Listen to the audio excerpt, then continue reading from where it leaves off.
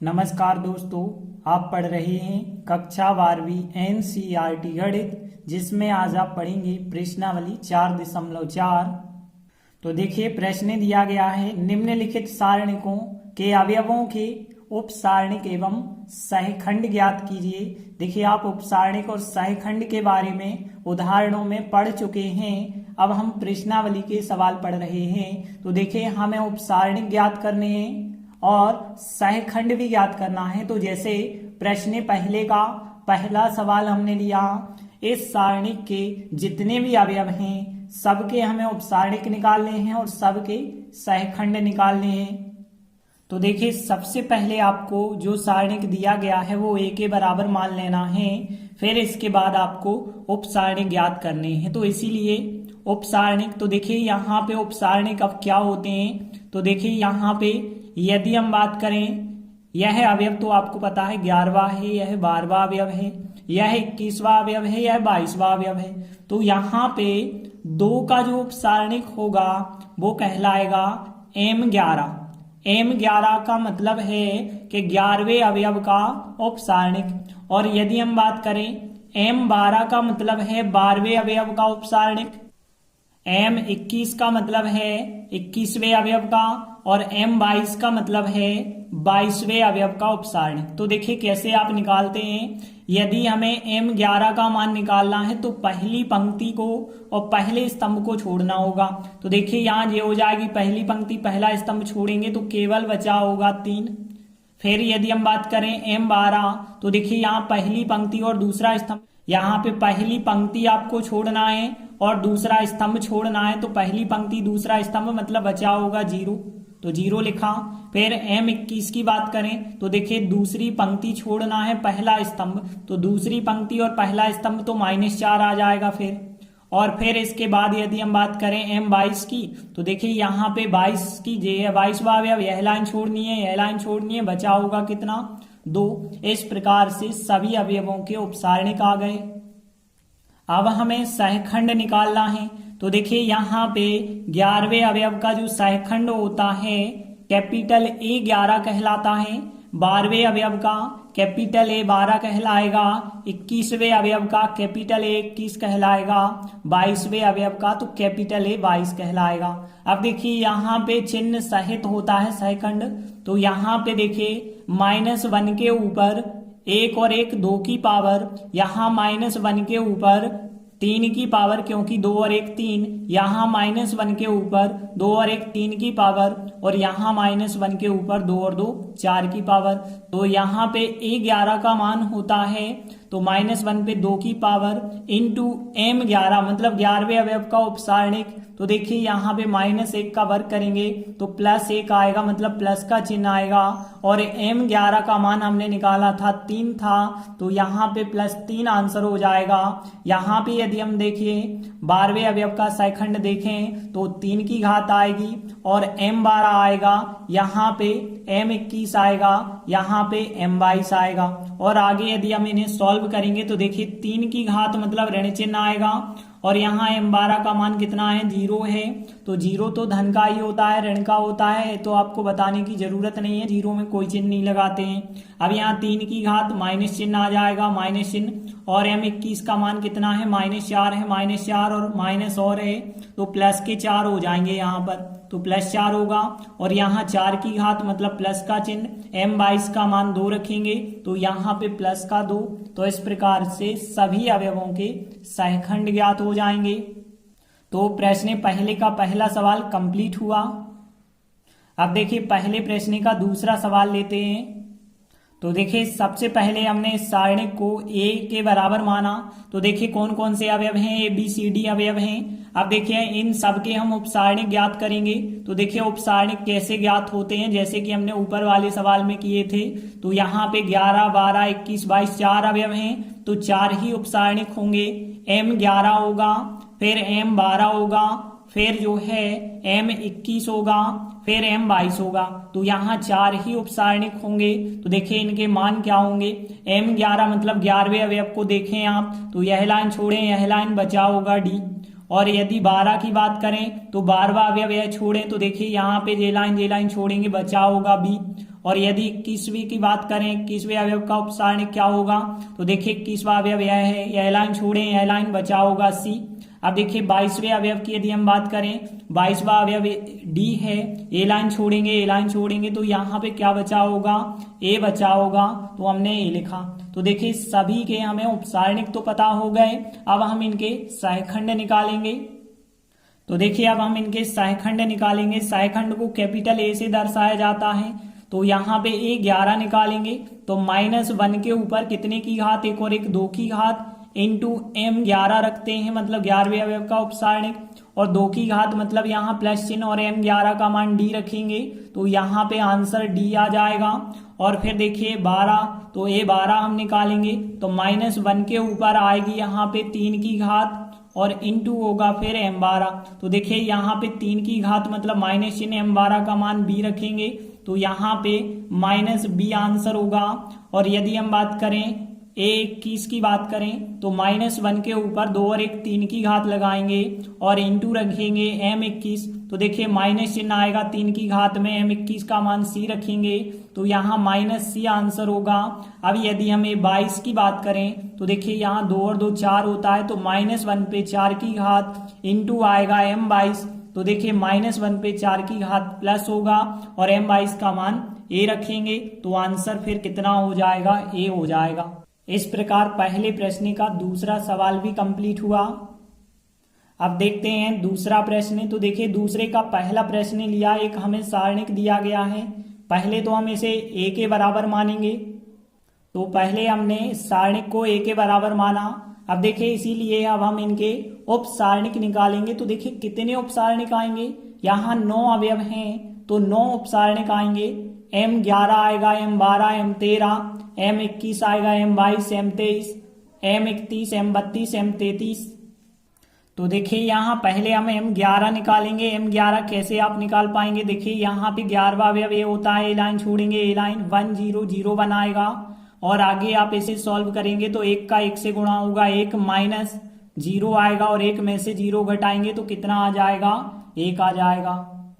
इसके बाद देखिए m 12 आप कैसे निकालेंगे, जे रहा 12वां अवयव, तो देखिए ए लाइन छोड़ेंगे, ए लाइन तो 0 0 0 1 आ जाएगा, और यदि आप सॉल्व करेंगे तो 0 का 1 से गुणा 0 -0 और 0 का करेंगे तो 0, तो आंसर आपको 0 प्राप्त होगा। m 13 कैसे निकालेंगे, देखिए 13वां अवयव आप छोड़ें, यहाँ पे जे लाइन छोड़ें, 0 1 0 0 आएगा, और इसे आप सॉल्व करेंगे तो देखिए 0 का गुणा करेंगे तो 0 आ गया, और फिर 0 का 1 से करेंगे तो भी 0, आंसर आपको 0 प्राप्त होगा।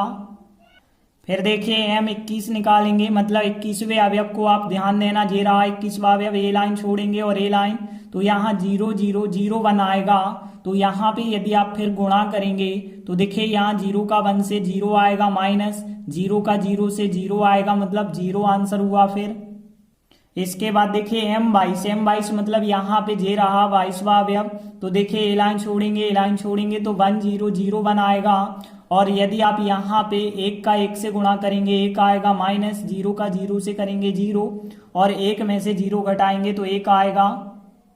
इसके बाद 23वें अवयव की बात करें तो देखिए यहाँ 0 है, ए लाइन छोड़ेंगे, ए लाइन आएगा, 1 आएगा, 0 आएगा, 0 और 0 आएगा, तो देखिए इस प्रकार से आ जाएगा, और आगे आप यहाँ पे सॉल्व करेंगे तो 1 का 0 से 0 -0 मतलब आंसर हुआ फिर 0। इसके बाद 31वां अवयव यदि हम देखें तो 0 है, इसके लिए आपको 0 0 1 0 प्राप्त होगा, और यहाँ पे आप सॉल्व करेंगे तो देखिए 0 -0 आएगा, मतलब 0 ही प्राप्त होगा। फिर देखिए 32वां अवयव 0 है, इसके सापेक्ष यदि हम देखें तो यहाँ 1 0 0 0 प्राप्त होगा, और इसे आप यदि सॉल्व करेंगे तो 1 का 0 से 0 -0 आएगा, तो भी 0 आंसर मिलेगा। इसके बाद 33वां अवयव यदि हम देखें तो आपको 1 0 0 1 मिलेगा, और इसे आगे आप सॉल्व करेंगे तो 1 का 1 से गुणा होगा, -0 का 0 से करेंगे तो 1 आंसर आपको प्राप्त होगा। तो देखिए हमने सभी अवयवों के उपसारणिक ज्ञात कर लिए हैं, अब हम सहखंड निकालेंगे। तो देखिए सहखंड कैसे निकालेंगे, यहाँ पहला सहखंड होगा कैपिटल A11, कैसे निकालते हैं, -1 पे 1 और 1 2 की घात इंटू m 11 करते हैं, तो देखिए यहाँ 2 की घात मतलब प्लस चिन्ह और m11 का मान 1 है, तो यहाँ पे आंसर आया फिर 1। अब देखिए यदि आप a12 निकालेंगे तो यहाँ -1 के ऊपर 2 और 1 3 की घात आएगी और इंटू आएगा m12, और देखिए यहाँ 3 की घात मतलब माइनस चिन्ह, और यहाँ पे m12 का मान 0 रखेंगे। माइनस का 0 नहीं होता है, 0 में कोई चिन्ह नहीं लगाते हैं तो 0 ही लिखा। अब देखिए a13 हम निकालेंगे तो यहाँ -1 के ऊपर 3 और 1 4 की घात इंटू m13 होगा। देखिए 4 की घात मतलब प्लस चिन्ह होगा और m13 का मान 0 है तो 0 रखेंगे, 0 आ जाएगा इसका आंसर। इसके बाद यदि हम बात करें a21 की बात करें तो देखिए -1 के ऊपर 2 और 1 3 की घात आ जाएगी और इंटू होगा m21, तो देखिए 3 की घात माइनस चिन्ह और m21 का मान कितना है 0 है तो 0 रखा, तो यहाँ भी 0 आपको प्राप्त हो जाएगा। इसके बाद यदि हम बात करें कि a22 की बात करें तो -1 के ऊपर यहाँ 2 और 2 4 की घात इंटू आएगा m22, तो देखिए 4 की घात मतलब प्लस और m22 का मान 1 है तो 1 रखा हमने, तो यहाँ 1 आंसर हो जाएगा। इसके बाद यदि हम a23 की बात करें तो a23 क्या होगा, -1 पे 3 2 5 की घात इंटू m23 होगा, 5 की घात माइनस चिन्ह, 23 का मान कितना आया है 0 आया है तो 0 रखेंगे तो 0 आएगा। फिर इसके बाद यदि हम बात करें a31 निकालेंगे तो -1 के ऊपर 3 और 1 4 की घात इंटू m31 होगा, तो देखिए 4 की घात मतलब प्लस चिन्ह और 31 का मान कितना आया है 0, तो यहाँ भी आंसर 0 आ जाएगा। इसके बाद हम a32 निकालेंगे तो देखिए -1 के ऊपर 3 2 5 की घात इंटू m32 होगा, तो यहाँ और आगे सॉल्व यदि हम करेंगे तो देखिए 5 की घात मतलब माइनस चिन्ह और m32 का मान 0 था, 0 रखेंगे तो पूरा आंसर 0 हो गया। अब देखिए a33 हम निकालेंगे और a33 कैसे ज्ञात होगा, -1 के ऊपर 3 और 3 6 की घात इंटू रखेंगे m33, 6 की घात का मतलब प्लस चिन्ह होगा और m33 का मान 1 रखेंगे तो प्लस का 1 आपको यहाँ पे प्राप्त हो जाएगा। तो इस प्रकार से सभी अवयवों के उपसारणिक और सहखंड ज्ञात हो जाते हैं। तो प्रश्न 2 का पहला सवाल कंप्लीट हुआ।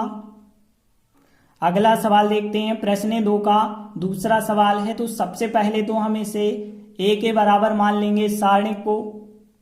तो देखिए हम मान के चले इस सारणिक को a के बराबर। अब देखिए इसीलिए अब हम इनके उपसारणिक निकालेंगे। तो देखिए जब 9 अवयव हैं तो 9 ही उपसारणिक होंगे, m11 m12 m13 m21 m22 m23 m31 m32 m33।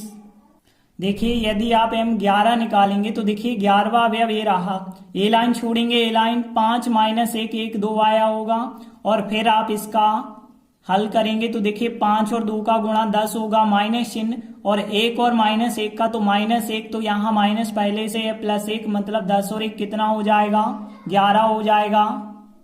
इसके बाद m12 की यदि हम बात करें तो देखिए इस 0 के सापेक्ष करेंगे तो 3 -1 0 2 आएगा और आगे यदि आप सॉल्व करेंगे तो 3 दूनी 6 होगा, -0 का 1 से करेंगे तो 0 होगा और यहाँ पे 6 में से 0 घटाएंगे तो 6 आपको प्राप्त हो जाएंगे।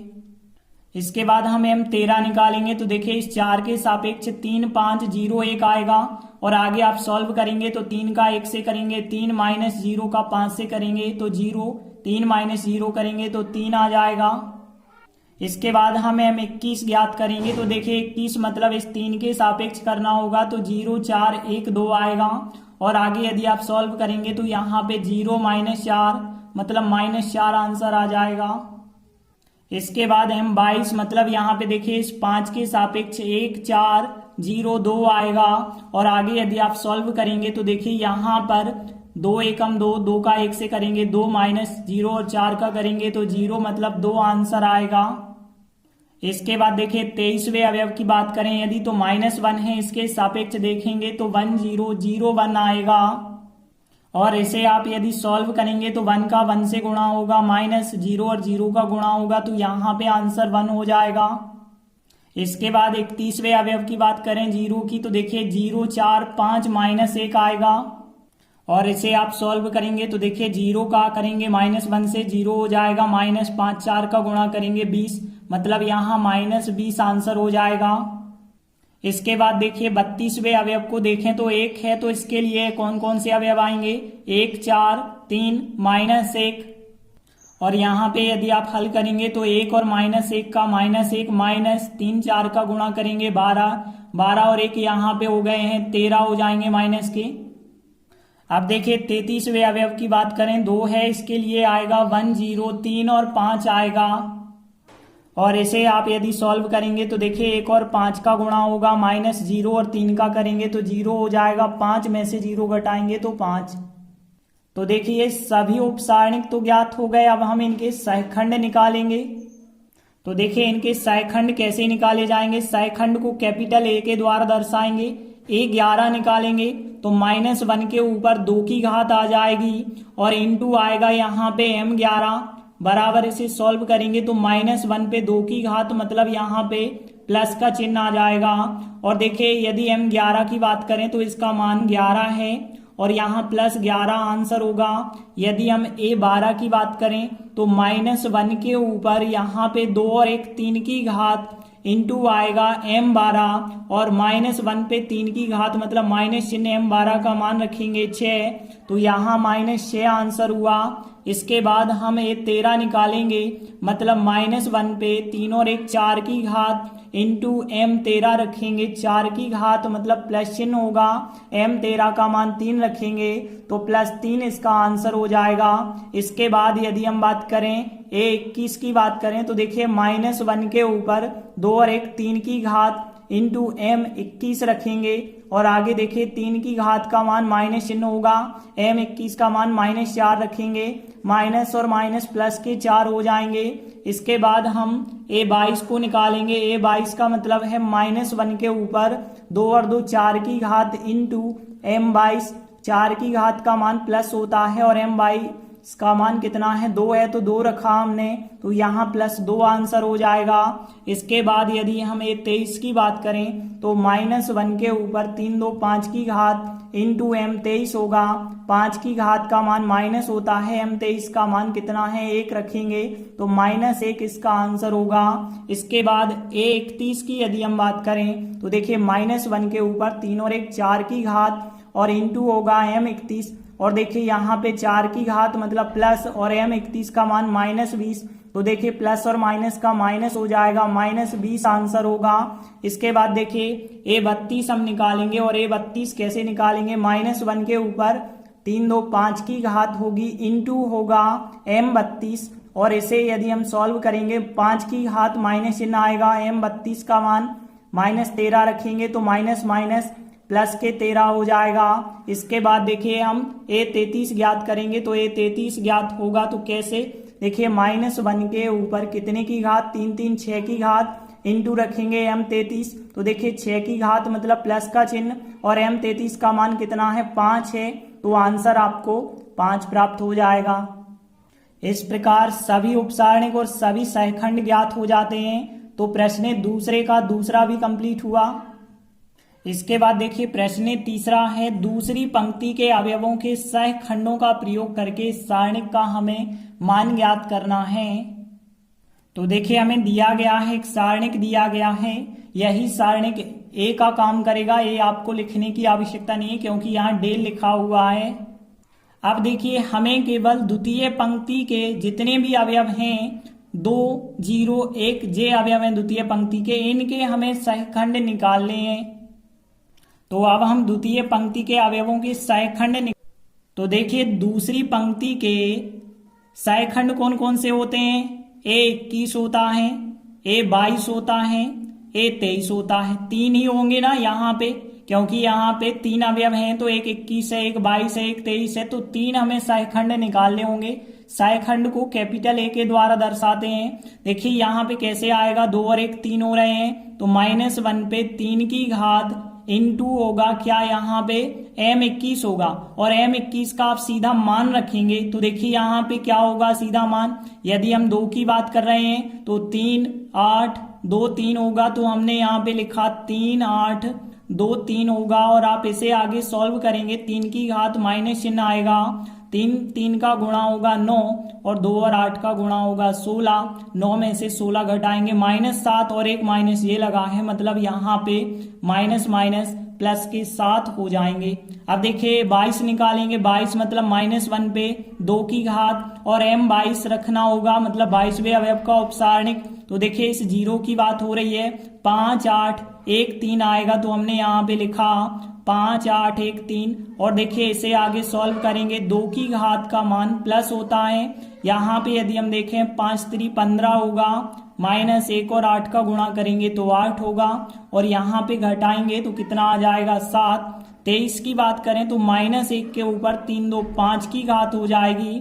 23वें अवयव का उपसारणिक यदि हम रखेंगे तो 1 की यदि हम बात करें तो देखिए 5 3 1 2 आएगा, तो हमने लिखा 5 3 1 2।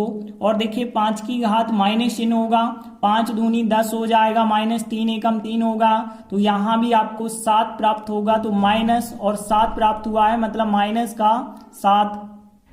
अब देखिए इन्हीं की सहायता से हमें सारणिक का मान ज्ञात करना है, तो हमने लिखा आता है सारणिक का मान। अब हम ज्ञात करेंगे तो लिखा हमने आता है सारणिक बराबर, देखिए आपके पास 21 है, 22 है, 23 है, इनकी सहायता से सारणिक का मान कैसे ज्ञात करना है ध्यान से समझना। देखिए यहाँ पे इनके साथ स्मॉल और लिखते चलिए, मतलब 21 कैपिटल A 21 लिखिए, फिर प्लस यहाँ स्मॉल a 22 लिखेंगे और कैपिटल A 22 लिखेंगे, और फिर जो है 23 भी हमें लिखना है, तो यहाँ पे स्मॉल a 23 लिखेंगे और कैपिटल A 23 लिखेंगे। इस प्रकार से आप किसी भी पंक्ति या किसी भी स्तंभ की सहायता से सारणिक का मान निकाल सकते हैं। तो देखिए अब हम इन सब के मान रखेंगे, तो A 21 का मतलब है 21वां अवयव, और A 22 का मतलब है 22वां अवयव, और A 23 का मतलब है 23वां अवयव। यहाँ जो छोटे अक्षर हैं ये अवयव को दर्शाते हैं, और बड़े जो अक्षर हैं सहखंड के मान को दर्शा रहे हैं। तो देखिए यहाँ पे 21 22 23 की यदि हम बात करें तो देखिए 21 22 23 अवयव ये दिए गए हैं, और capital A 21 capital A 22 capital A 23 के मान आपने निकाल दिए हैं। तो देखिए इन सब के यदि मान रखेंगे तो 21 का मान 2 रखा, और यहाँ कैपिटल A 21 का मान हमने 7 रखा, और देखिए यहाँ स्मॉल a 22 का मान 0 रखा, और कैपिटल A 22 का मान 7 रखा, और स्मॉल a 23 का मान 1 रखा, कैपिटल A 23 का मान -7 रखा। और आगे यदि आप सॉल्व करेंगे तो देखिए यहाँ 7 दूनी 14, और यहाँ पे 0 का गुणा करेंगे, 0 -7, मतलब यहाँ पे 14 में से 7 घटा देंगे तो 7 आंसर हो जाएगा। तो इस प्रकार से प्रश्न 3 भी कंप्लीट हुआ। इसके बाद इसी प्रकार से प्रश्न 4 भी है कि तीसरे स्तंभ के अवयवों के सहखंडों का प्रयोग करके हमें सारणिक का मान ज्ञात करना है। तो देखिए एक हमें सारणिक दिया गया है, यही सारणिक A का काम करेगा। अब हमें क्या निकालना होगा, तीसरे स्तंभ के अवयवों के सहखंड निकालने होंगे। तो देखिए अब हम तीसरे स्तंभ की बात करें, तीसरा स्तंभ मतलब तीसरा कॉलम जो C3 होता है उसकी बात हो रही है। तो इसमें होता है 13 23 और 33वें अवयव होते हैं। तो हम पहले निकालेंगे कैपिटल A 13, क्योंकि हमें सहखंड निकालना है। तो देखिए यहाँ 3 और 1 हो गए 4, 4 की घात, और 13वें अवयव का उपसारणिक क्या होगा, देखिए जे रहा 13वां अवयव, तो 1y 1z होगा, तो यहाँ पे 1y 1z लिखा। अब हम इसे सॉल्व करेंगे तो 4 की घात मतलब प्लस हो जाएगा, 1 का z से गुणा होगा माइनस चिन्ह, और 1 का y से करेंगे तो y आ जाएगा, तो मतलब यहाँ पे z माइनस y प्राप्त होगा। इसके बाद देखिए हम ज्ञात करेंगे 13 के बाद 23वां अवयव ज्ञात करेंगे, क्योंकि केवल तीसरा स्तंभ ले रहे हैं। तो देखिए यहाँ -1 के ऊपर 3 2 5 की घात आ जाएगी, और यदि हम इसका उपसारणिक देखें 23 का तो देखिए जे रहा 23वां अवयव 1x 1z आएगा, 1x 1z हमने लिखा, और देखिए 5 की घात का मतलब माइनस चिन्ह लगाएंगे, 1 का z से करेंगे तो z आएगा, 1 का x से करेंगे तो यहाँ x आ जाएगा, और देखिए माइनस चिन्ह से यदि आप गुणा कर दोगे तो x धन का हो जाएगा, z ऋण का हो जाएगा, तो इसे हम x माइनस z लिखेंगे। और यदि अब हम बात करें a 33 की तो -1 के ऊपर 6 की घात, और यहाँ पे देखिए 33 का मतलब है इसके सापेक्ष आप प्रसार करना चाह रहे हैं। तो देखिए 1x 1y आएगा, 1x 1y आएगा, और आगे यदि आप सॉल्व करेंगे तो 6 की घात का मान प्लस, और यहाँ 1 का y से करेंगे y आएगा, माइनस चिन्ह 1 और x का करेंगे तो x हो जाएगा, और यहाँ पे y माइनस एक्स प्राप्त हो जाएगा। तो देखिए हमने तीसरी पंक्ति के जो 3 अवयव थे तीनों के सहखंड ज्ञात कर लिए हैं। अब इन तीनों की सहायता से हम सारणिक का मान निकालेंगे। तो देखिए इन तीनों की सहायता से कैसे निकालेंगे, स्मॉल लेटर का और हम गुणा करते जाएंगे। तो देखिए A13 capital A13 plus small A23 capital A23 रखेंगे प्लस यहाँ पे स्मॉल A33 रखेंगे और कैपिटल A33 रखेंगे। अब देखिए यहाँ पे यदि हम देखें small A13 small A23 small A33 और कैपिटल की बात करें तो कैपिटल के मान ये हो गए। अब हम रख देंगे। तो देखिए सबके हमने मान रख दिए हैं। अब देखिए आगे सॉल्व करेंगे तो यहाँ पे इसका गुणा करना होगा। यहाँ YZ वर्ग यहाँ पे हो जाएगा Y वर्ग Z। अब देखिए यहाँ पे हो जाएगा ZX वर्ग हो जाएगा, यहाँ पे Z वर्ग X हो जाएगा, यहाँ पे XY वर्ग हो जाएगा माइनस चिन्ह X वर्ग Y यहाँ पे हो जाएगा। अब देखिए आप यहाँ पे देखिए यहाँ एक X वर्ग है और यहाँ एक X वर्ग है। तो यदि हम इन दोनों पद से X वर्ग कॉमन कर देते हैं तो यहाँ पे Z बचा होगा, यहाँ पे माइनस Y बचा होगा तो Z माइनस Y। और देखिए यहाँ पे ZX है, यहाँ पे XY वर्ग है। तो देखिए यदि यहाँ से हम जो है X कॉमन निकाल देते हैं तो Z वर्ग बचा होगा यहाँ पे, और यहाँ पे देखिए माइनस चिन्ह कॉमन निकला है तो माइनस प्लस का माइनस बचा होगा, और यहाँ पे x कॉमन निकला है तो y वर्ग बचा होगा। इसके बाद ये दोनों पद बचे। तो देखिए दोनों में से आप देख पा रहे होंगे कि yz कॉमन है, तो आप yz यहाँ से कॉमन निकाल देंगे तो वापस देखिए yz कॉमन निकालने से वही का वही बन जाएगा z माइनस y। अब आप देखेंगे कि यहाँ पे x वर्ग हमने लिखा, z माइनस y लिखा, x लिखा। इसके देखिए दो गुणनखंड हो सकते हैं z वर्ग माइनस y वर्ग के। एक तो यहाँ z प्लस y हो जाएगा, एक हो जाएगा z माइनस y, और यहाँ पे yz लिखा और z माइनस y लिखा। अब आप देख सकते हैं z माइनस y यहाँ पे भी है, यहाँ पे भी है, यहाँ पे भी है। तो z माइनस y आप कॉमन ले सकते हैं। तो देखिए यहाँ x वर्ग बचा होगा माइनस x बचा होगा और z प्लस y यहाँ पे बचा होगा, यह कॉमन निकल जाएगा, और यहाँ पे yz बचा होगा। यह संख्या कॉमन निकल चुकी है। और आगे यदि आप सॉल्व करेंगे तो z माइनस y यहाँ x वर्ग माइनस का xz हो जाएगा, और यहाँ पे xy माइनस के हो जाएंगे, और यहाँ पे यदि हम देखें तो yz यहाँ पे चल रहा है। इसके बाद देखिए आप यहाँ पे फिर x कॉमन कर सकते हैं, x कॉमन करेंगे x माइनस जेड आएगा। यहाँ से आप देखें तो y कॉमन हो जाएगा, तो यहाँ पे बचा होगा x माइनस और प्लस का माइनस, y कॉमन निकला है तो z बचा होगा।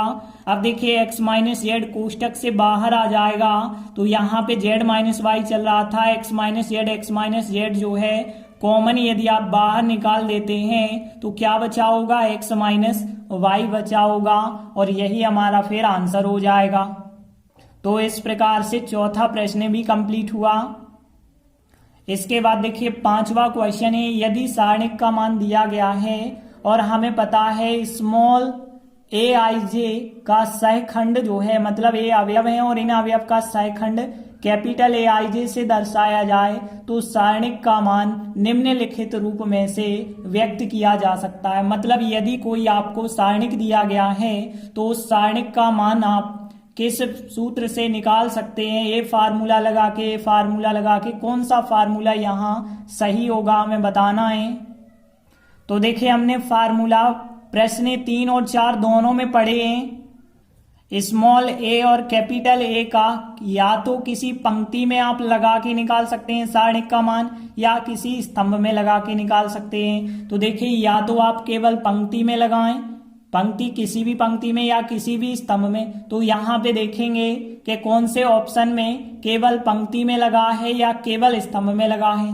यहाँ यदि हम देखें A11 और यहाँ पे A31 लिखा है, तो यहाँ यह तो हो ही नहीं सकता क्योंकि 11 के साथ होना चाहिए, तो A नंबर का ऑप्शन तो गलत होगा। यहाँ पे 11 के साथ है, 12 21 के साथ है और 13 31 के साथ है। तो यहाँ पे एक चीज आप देख पा रहे होंगे कि 11 12 13 एक पंक्ति है, जबकि 11 21 31 क्या है, एक स्तंभ है। मतलब एक पंक्ति और एक स्तंभ से काम नहीं चलेगा। यहाँ पर देखिए 21 11 के साथ है, इसीलिए ये गलत हो जाएगी क्योंकि 21 21 के साथ होना चाहिए। तो अब हम डी नंबर के ऑप्शन पे चले, 11 11 के साथ है, सही है। 21 21 के साथ सही है, 31 31 के साथ सही है। और देखिए 11 21 31, 11 21 31 C1 कॉलम को दर्शाते हैं, पहले स्तंभ को दर्शाते हैं। तो मतलब यह है केवल एक स्तंभ बना रहे हैं, केवल एक स्तंभ की सहायता से सारणिक का मान निकाला जा सकता है। इस वजह से डी नंबर का आंसर राइट आंसर होगा। तो यह प्रश्नावली इसी के साथ कंप्लीट होती है। आगे के वीडियो में हम आगे की प्रश्नावली करेंगे। तब तक के लिए धन्यवाद।